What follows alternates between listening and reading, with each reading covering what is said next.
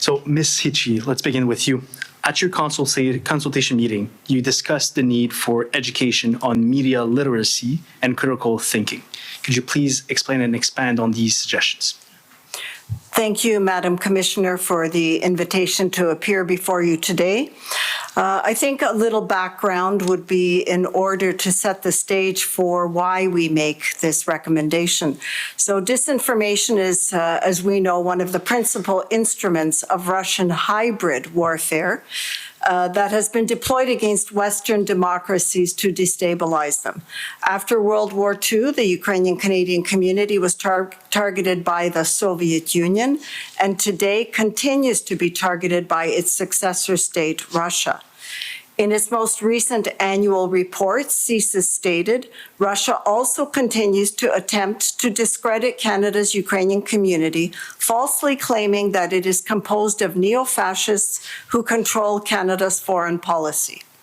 Such narratives support the Russian government's effort to delegitimize and mute the views of Canada's Eastern European diaspora and their status as Canadians in support of Russia's broader hybrid warfare against Ukraine. The Russian embassy in Canada continues to use its social media accounts to spread disinformation regarding this conflict. This disinformation has very real and dangerous consequences for our community.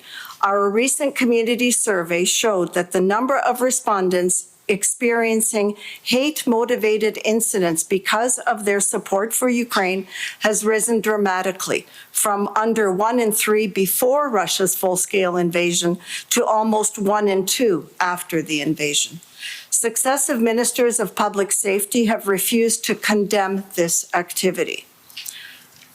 However, this story of disinformation goes back a long way. One of the worst attacks our community suffered was in the 1980s, when we were forced to expend money and resources to defend our good name when the Mulroney government was duped into establishing the Deschênes Commission of Inquiry on War Criminals. In Chapter I-6 of his report, Justice Deschênes confirms that the inquiry was struck after public hysteria was stoked by deliberately false stories in the media about the presence of the infamous Dr. Mengele hiding in Canada. Justice Deschênes goes on to say that these stories, planted by Saul Littman, a representative of the Simon Wiesenthal Center, had absolutely no basis in fact. Between them, Simon Wiesenthal and Saul Littman falsely accused over 9,000 individuals of being war criminals. They could not prove a single allegation, and Littman later admitted that he took the names from the Toronto phone book because they sounded East European. Justice Deschênes concluded that the allegations about the presence of war criminals in Canada were grossly exaggerated and publicly chastised Littman. As a result, Justice Deschênes ordered that in view of the nature of this inquiry, my report is divided into 2 parts. Part 1, which is designed for publication, and Part 2, which is destined to remain confidential. Part 2 of this report contains the names of these 800 individuals who were investigated and exonerated by Justice Deschênes. He found evidence in only 29 cases that warranted further investigation, and these cases were referred to Canada's War Crimes Unit. We now have documentary evidence in a book called Operation Payback, which confirms that this was a deliberate Soviet disinformation campaign. The KGB archival document describes the precise modus operandi that was used to manipulate the Canadian government into calling a commission of inquiry. Unsurprisingly, these same allegations are being resurrected today at a time when Russia is desperate to discredit a very active and effective Ukrainian-Canadian diaspora.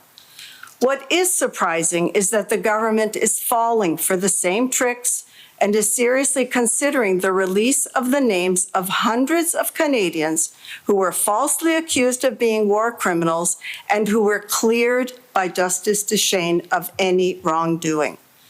This demonstrates the susceptibility of our government and media to Soviet disinformation in the past and today. The only interest that the release of Part 2 of the Deschênes report would serve is that of the KGB officer in the Kremlin.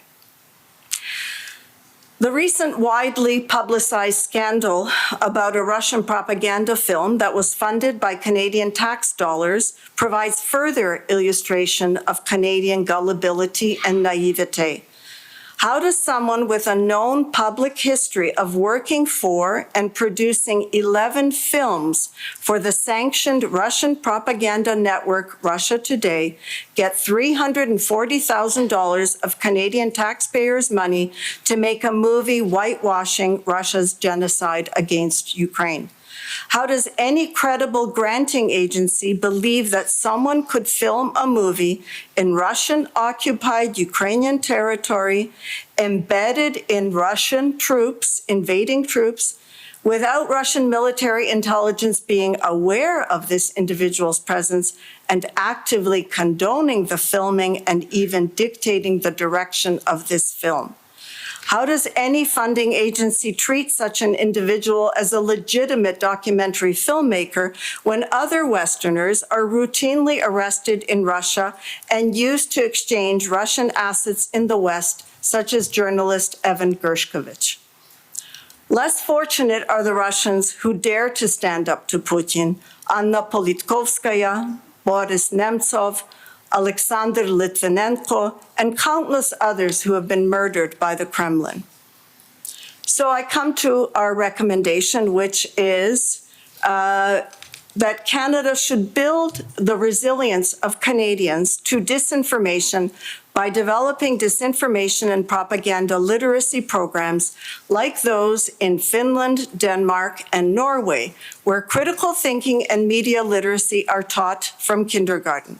Finland tops the European Media Literacy Index, which measures a nation's resilience to disinformation. Unfortunately, the degradation of media standards plays a big role in the spreading of disinformation, and a literacy program in schools would improve the ability of journalists to discern fact from fiction. We also recommend the expulsion of the Russian embassy in Canada. CSIS has identified the Russian embassy as the vector for the spread of disinformation. Today, there are 69 Russian diplomats registered in Canada. Canada has only 17 diplomats in Moscow. What is wrong with this picture? Canada is the only NATO country that has not expelled a single Russian diplomat since the full-scale invasion of Ukraine in 2022. Other NATO and EU countries have expelled over 600 Russian diplomats. Amongst its many favorite themes, the Russian ambassador in Canada regularly denounces and undermines the credibility of Ukrainian Canadian politicians, Chrystia Freeland, Boris Zhesnevsky, and James Bezan. And we should also complete a ban on Russian state media. RT was finally banned from cable television in 2022. But we must now ban them not only from cable TV, but from the internet and social media apps. Thankfully, Meta or Facebook and even TikTok recently banned them. It's time that we complete that job. So together with the Russian embassy, these Russian state media are the primary sources of disinformation and attacks on our community, and we ask that they be dealt with. Thank you, Madam Commissioner.